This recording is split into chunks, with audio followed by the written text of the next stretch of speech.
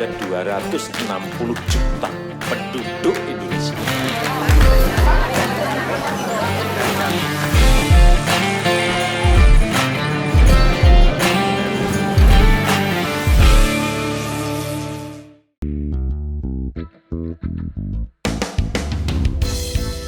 Jikalau kita berbicara mengenai sosok seorang pangeran, pasti yang terlintas di pikiran kita tentang kesultanan, gaya hidupnya, serta ketampanannya.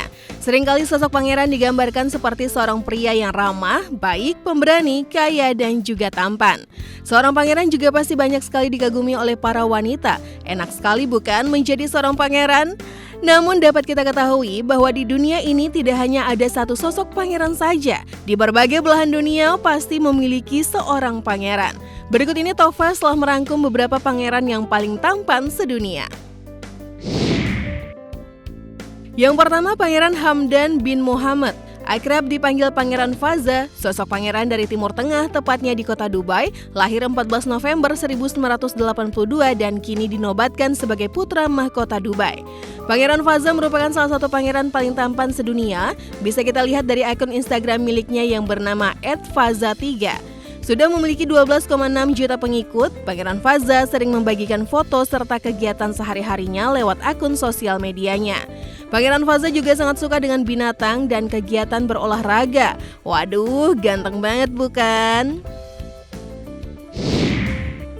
Yang kedua, Pangeran Hussein bin Abdullah. Sosok pangeran dari Yordania ini lahir pada 29 Juni 1994 dan kini telah menjadi pewaris tahta untuk kerajaan Yordania. Pangeran Hussein juga aktif di media sosial loh. Dalam akun Instagram @alhusseinjo, Pangeran Hussein sering membagikan kegiatan kenegaraannya sebagai pewaris tahta. Tidak hanya itu saja, bisa kita lihat dari postingannya kalau Pangeran Hussein juga gemar berolahraga seperti sepak bola dan juga bermusik dengan memainkan gitar. Ketampanannya ini juga terbukti dengan pengikutnya yang sudah mencapai 2,8 juta. Aduh, adem banget ya dilihatnya.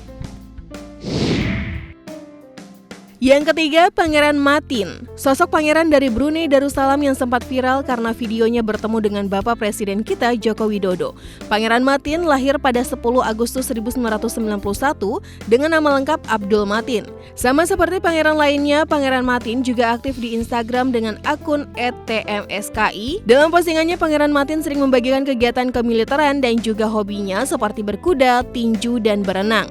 Pangeran Matin juga menyukai hewan dan bermain alat musik yaitu gitar. Ketampanan Pangeran Matin bisa dibuktikan dengan jumlah pengikutnya yang sudah mencapai 2,3 juta. Ayo, di sini siapa saja yang udah follow Prince Matin?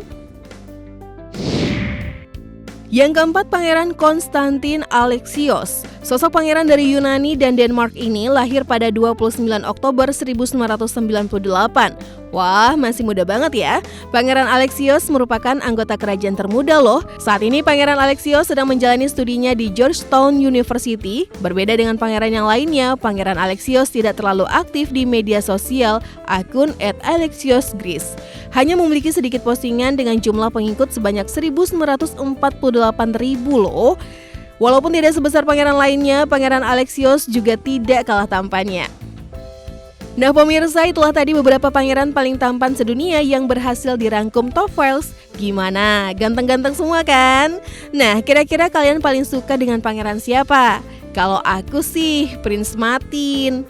Oke, kalau begitu semoga kalian semua dapat terhibur ya.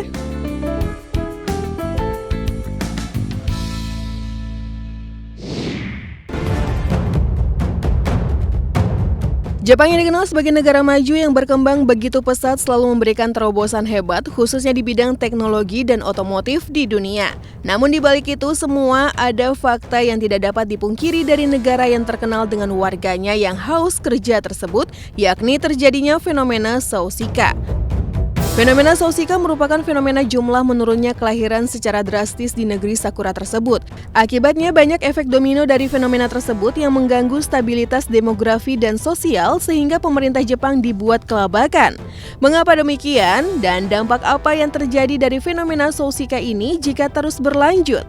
Berikut selengkapnya dalam Top Files. Faktor pertama yang dikhawatirkan pemerintah Jepang akibat fenomena Sausica ini adalah populasi yang kian menurun.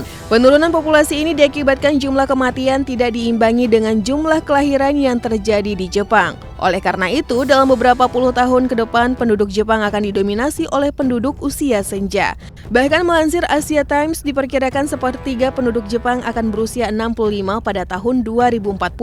PBB juga telah memperingatkan Jepang agar memperbaiki angka kelahiran dengan pernikahan usia muda karena diprediksi tahun 2065 masyarakat Jepang akan tersisa sekitar 28 juta jiwa saja. Lantas, apa sebenarnya yang membuat fenomena Sousika ini terus terjadi?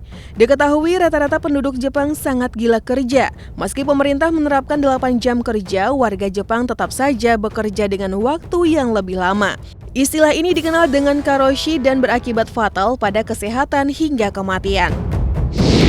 Penduduk Jepang malas menikah. Mengutip KBB Japan Today, survei menunjukkan bahwa sepertiga penduduk Jepang menganggap pernikahan sebagai ikatan yang tidak begitu penting. Karena menurut mereka ketika menikah akan bergantung kepada pasangan dan akan menghilangkan kemandirian mereka. Selain itu, memiliki anak akan membuat hidup mereka berubah lebih berat dan tidak lagi mampu menikmati masa-masa lajang seperti biasanya. Faktor lainnya adalah karena menghindari perceraian. Fakta bahwa mereka seringkali menemukan kasus perceraian usia 30 hingga 40 di tengah kehidupan mereka. Program tunjangan menikah untuk warga Jepang. Demi mensiasati angka kelahiran yang rendah, pemerintah Jepang berupaya meningkatkan pernikahan di usia muda dengan memberi tunjangan sebesar 600.000 yen atau sekitar 84 juta rupiah untuk mereka yang baru saja menikah. Selain itu, pemerintah negeri Sakura ini juga merendahkan biaya pernikahan, memberikan subsidi untuk sewa apartemen atau rumah sebesar 300.000 yen atau 34 juta rupiah. Bahkan memberikan subsidi 1,2 juta yen atau setara 1,5 miliar rupiah jika mengambil cuti untuk kehamilan dan mengasuh anak mereka. Itulah sederet fakta dari fenomena Sousika atau krisis angka kelahiran di Jepang.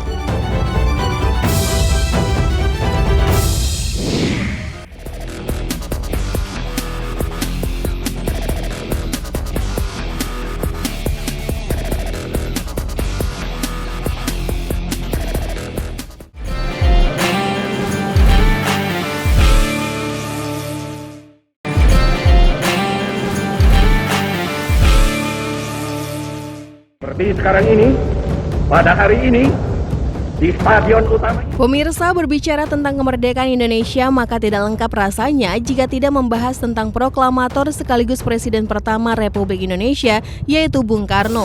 Tokoh penting dalam sejarah kemerdekaan Indonesia ini dikenal karena keberaniannya serta karisma saat berpidato yang membangkitkan semangat pejuang dalam meraih kemerdekaan Indonesia. Karismanya yang luar biasa membuat banyak orang mengait-ngaitkannya dengan benda-benda pusaka miliknya yang dipercaya berhubungan erat dengan hal-hal yang bersifat spiritual. Kali ini Top Files telah merangkum barang-barang milik Bung Karno yang dipercaya telah menjadi sebuah legenda yang sangat populer di Indonesia hanya untuk Anda. Salah satu penampilan khas Bung Karno adalah mengapit tongkat komando kemanapun ia berada. Tongkat yang mulai dipakai Bung Karno pada peristiwa demonstrasi pada 17 Oktober 1952 ini dipercaya oleh orang banyak menambah karisma dari Bung Karno saat berpidato ataupun saat berhadapan dengan lawan-lawannya. Tongkat pusaka ini ternyata tidak dibuat dari kayu sembarangan. Kayu ini memiliki ciri khas yaitu jika dilihat maka bayangan kayu pucak kalak akan menyerupai seekor ular yang sedang berenang.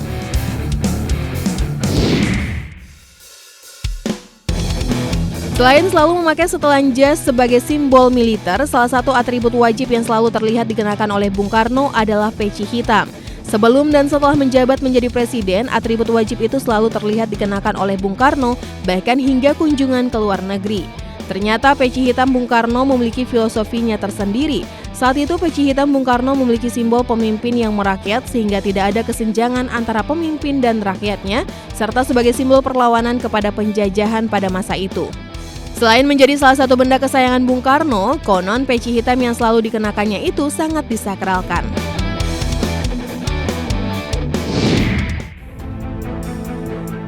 Sudah bukan rahasia lagi jika negara Indonesia masih lekat dengan hal-hal yang berbau supranatural, salah satunya adalah mengkoleksi keris. Selain memiliki nilai budaya yang tinggi, banyak orang yang kerap mengait-ngaitkan keris dengan hal-hal magis. Ternyata Presiden pertama Republik Indonesia juga memiliki banyak koleksi keris kesayangan miliknya. Salah satunya yang paling menarik perhatian adalah keris peninggalan Kerajaan Singosari. Setelah Bung Karno wafat pada tahun 1970, kisah-kisah dari keris koleksi miliknya semakin melegenda. Salah satunya adalah kisah tentang kepemilikan 6 buah keris yang diberikan pamannya pada tahun 1920. Selain itu, Bung Karno juga dipercaya memiliki 3 bilah keris warisan Raja Sisimangaraja ke-12.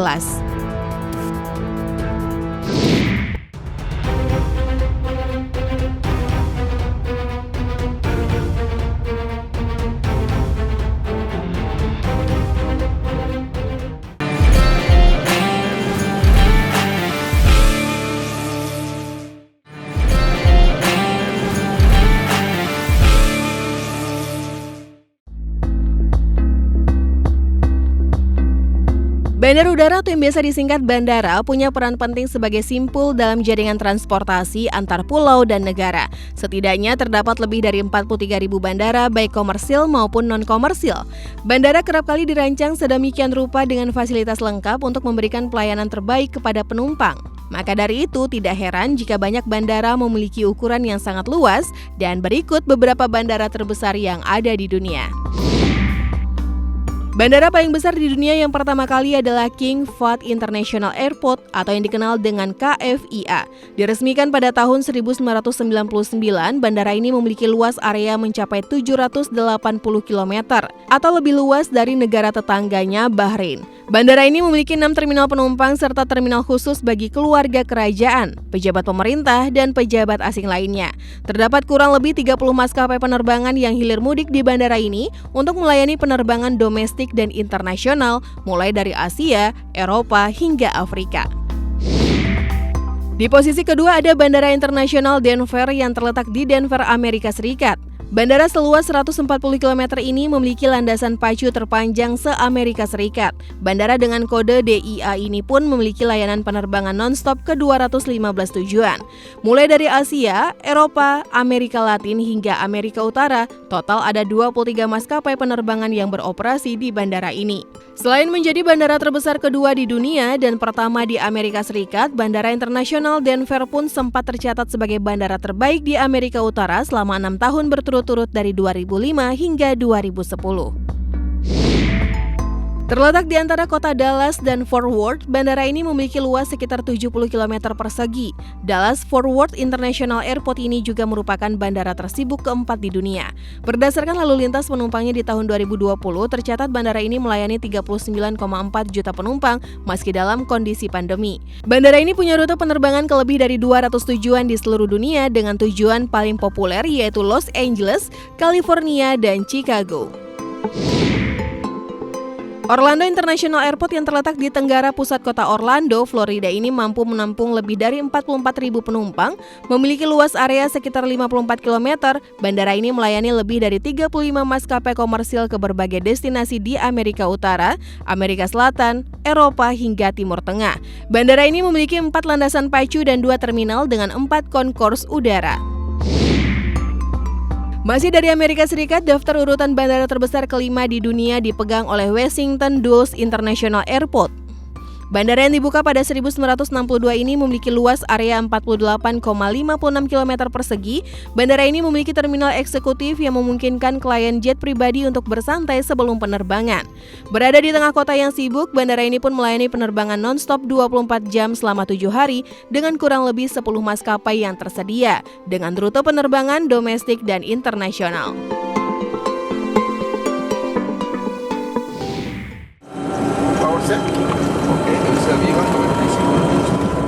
Siapa yang di sini punya cita-cita menjadi seorang pilot? Menjadi seorang pilot adalah sesuatu pekerjaan yang keren di mana yang lain mengendarai kendaraan di darat, tapi sebagai seorang pilot kita mengendarai kendaraan di udara. Namun untuk menjadi seorang pilot tidaklah mudah loh, dibutuhkan kecerdasan dan keberanian yang besar. Namun kalian itu sadar nggak sih bahwa semua pilot itu selalu menggunakan kacamata? Hayo, kira-kira kenapa ya? Nah, berikut ini Tofels akan menyajikan beberapa alasan mengapa semua pilot memakai kacamata. Alasan pertama semua pilot menggunakan kacamata adalah untuk dapat meminimalisir pancaran silau matahari yang mengganggu pandangan sang pilot.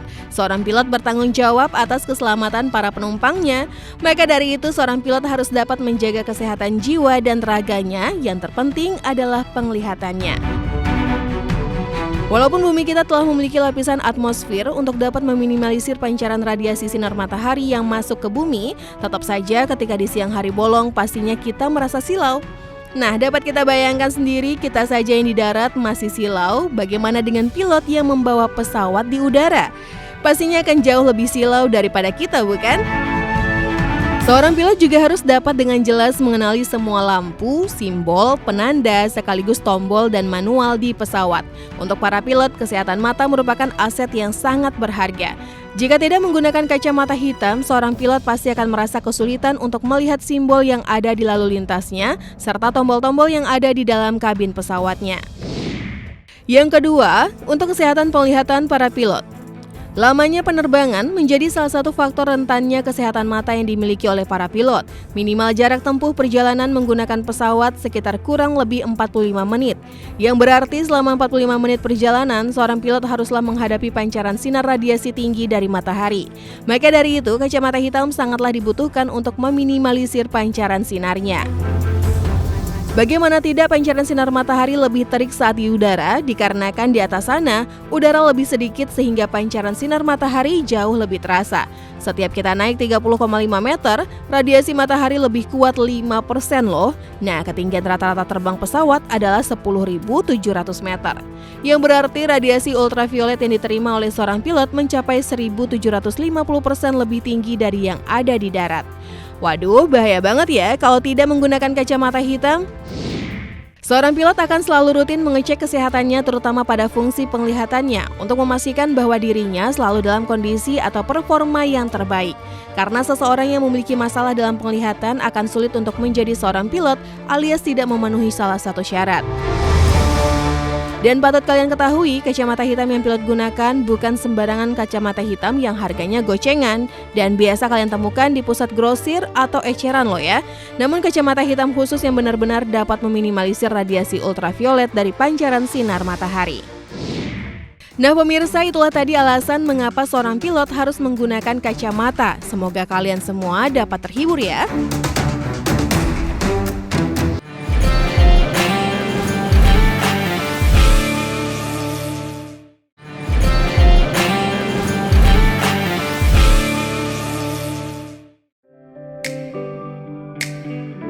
Pemirsa, sebuah cemilan biasanya dibanderol dengan harga yang terjangkau. Selain harganya yang murah, lazimnya cemilan sering mendapatkan predikat sebagai makanan ringan yang mudah didapatkan. Namun hal tersebut tidak berlaku untuk cemilan-cemilan yang satu ini. Deretan cemilan ini mempunyai harga yang fantastis dan dapat membuat kantong bolong. Berikut ini Top 5 telah merangkum deretan cemilan dari berbagai belahan dunia dengan harga yang fantastis hanya untuk Anda. Sebuah donat biasanya dijual dengan harga puluhan ribu saja. Namun berbeda dengan donat yang satu ini, Donutopia dijual dengan harga 1,3 juta per buahnya. Donat yang dilengkapi krim rasa wine dan dibalut dengan coklat balsamik ini ternyata diberikan serpihan emas serta gula berlian yang membuatnya memiliki harga yang fantastis. Popcorn adalah salah satu cemilan favorit saat menonton film di bioskop. Rasanya yang lezat dan harga yang tergolong murah membuat cemilan yang satu ini banyak disukai orang-orang. Namun hal itu tidak berlaku untuk popcorn yang satu ini. Salah satu cemilan termahal di dunia ini diproduksi oleh Berkos Popcorn dan dijual dengan harga 6,7 juta rupiah. Selain dibuat dengan bahan-bahan pilihan, ternyata yang membuat cemilan ini mempunyai harga fantastis adalah taburan emas yang dapat dimakan. Dubai memang selalu terkenal dengan salah satu destinasi wisata favorit. Selain memiliki panorama yang indah, ternyata Dubai juga terkenal dengan sajian makanan-makanan dengan harga sultan yang mempunyai harga fantastis. Salah satu yang paling menarik perhatian adalah Black Diamond Ice Cream dari Scoopy Cafe yang mengklaim bahwa es krim milik mereka sebagai salah satu es krim paling mahal di dunia. Untuk menikmati es krim berlapis emas ini, wajib menyiapkan uang hingga 11,7 juta rupiah. Cemilan dengan harga yang tidak kalah mencengangkan lainnya adalah The Golden Boy Burger. Burger yang dibuat dengan daging premium ini dijual dengan harga yang tidak main-main, yaitu Rp87 juta. Burger dengan harga selangit ini dibuat oleh Robert Jan Devin, pemilik restoran ternama The Daltons di Belanda. Burger ini bahkan telah memecahkan rekor sebagai burger termahal di dunia.